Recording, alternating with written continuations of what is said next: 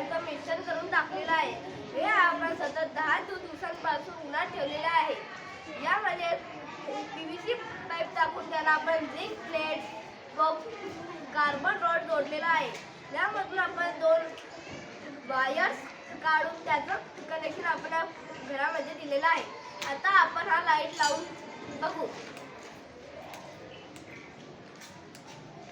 हा लाईट यानंतरचा प्रयोग आपला गोबर गॅसचा.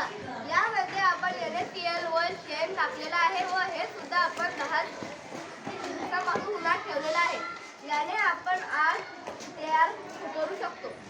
तसेच उपकरणाचे काही उपयोग आहेत ते सांगणार आहे माझी मैत्रीण प्रिया. वारा वादळामुळे 24 तास नियमित वीज उपलब्ध होत नाही, पण या उपकरणामुळे वीज व आग नियमित उपलब्ध होते. यामुळे LPG इंधनाची गरज पडणार नाही.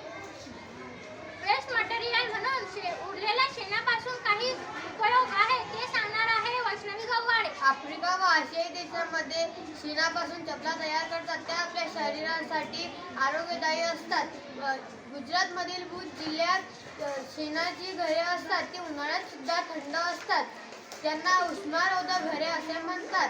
शेतात फवारणीसाठी शेणाचा वापर करतात आणि इमारतीमध्ये पाणी व वीज प्रतिरोधक म्हणून वापरतात. आत्मनिर्भर भारत तयार करण्यासाठी या उपकरणांची गरज आहे. हे उपकरण तयार करण्यासाठी आम्हाला मार्गदर्शक म्हणून श्री बघेले सर, मुख्याध्यापक घाटे, विज्ञान शिक्षक घाटे सर आणि सर्व शिक्षक यांनी मदत केली. धन्यवाद.